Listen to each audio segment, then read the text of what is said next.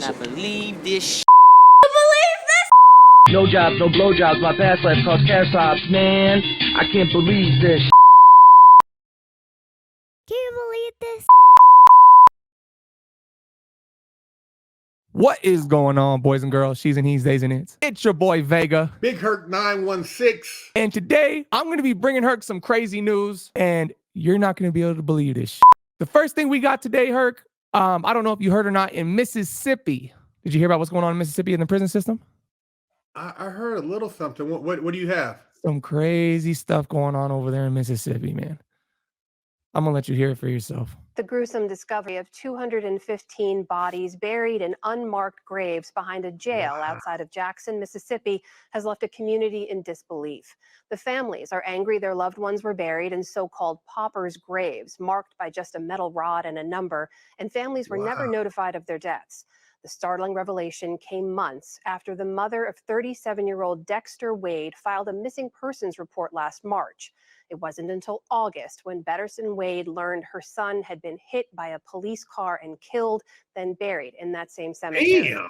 For more about this case and the disturbing details that have emerged since then, I am joined now by Betterson Wade and civil rights attorney Ben Crump, who is representing her, and So yeah, Herc, it turns out that there's like hundreds of bodies buried in the back of there, and there's no names, there's no gravestones, and they never reported anything to anybody. Dude, can you imagine that? You got a missing persons report, and these people have been taking the bodies and burying them on their own and not telling nobody?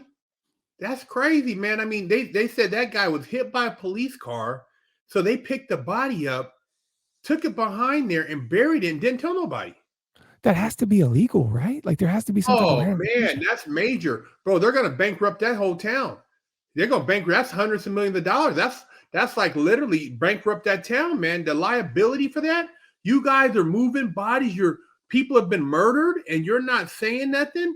And you got all the people maybe who have been gone for who knows how long. People have been looking for them, or somebody in jail. You can't get a hold of them. I mean, dude, that's crazy. Now let me ask you this, Herc. Should somebody, whoever moved that body or whoever called the shot, whoever was making the rules and giving the directives to move the bodies and not report it, they should be facing some prison time themselves, right? If me or you did that as a citizen, we'd go to prison. Dude, that's a RICO. Whoever was involved in those grave sites, because there's multiple. So obviously they were all buried in the same area. So there was somebody who was conducting the placing of the bodies next to other bodies. So that's a continuing criminal enterprise. You guys have been engaged in the unlawful moving of a corpse and what do you call it, covering up crimes. I mean, dude, that's major. That's major. It's mind-boggling, man. And once again, if no one gets arrested or goes to jail for this, it's just another time where the government, either it's at a state level or federal level, just getting away literally with murder. Yeah, or total city corruption. Whoever in that town is behind that. Because you mean to tell me 200 bodies, man, and nobody said anything? That's years, man. Well, dude, when you hit a body, remember you call it in. Oh my God, I hit a body. I hit somebody. I mean, what'd you do? You got to call somebody else to come pick the body up. So you got to report it. Yeah. How many of those people could have survived if they would have called the EMT? Dude. Crazy world we live in, bro. Once again, the prison. And that's what's weird. It was found behind or inside of a prison or behind a prison, but that guy wasn't in prison. He was hit by a police car. That's what I'm saying. That's what's mind blowing, because it was found behind. So you would think, okay, maybe there were incidents in prison and they're covering up the death. That we get because we know that happens in prison. Yeah. We've heard of that before. Yeah. But this guy wasn't even in prison. Yeah. What's going on, bro? That's crazy, bro. That's scary, dude. It's so scary. I guess down south is still nuts, man. I saw some stuff in Alabama and Georgia prison systems that's just, I mean, people are just completely left alone, locked inside of these prisons. Down there, they still call you boy. Yeah. They're not, hey boy.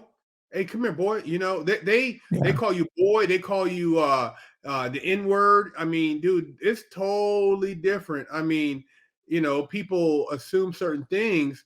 And yeah, you get down there in some of them places, Alabama, some of them really like backwoods type towns, and bro, you get your ass in some shit.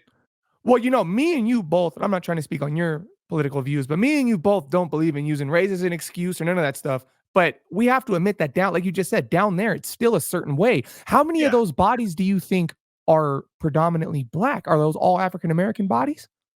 And what if they Well, are? Does that it would become a be race crime? that become an interesting thing right there, man. Because like you Mm. said, if all the bodies, the majority of them are black, but you know, I know a white guy who did time in Florida. He said, dude, they're burying bodies there, white and black. I cannot believe this. No jobs, no blowjobs. My past life caused care sobs, man. I can't believe this.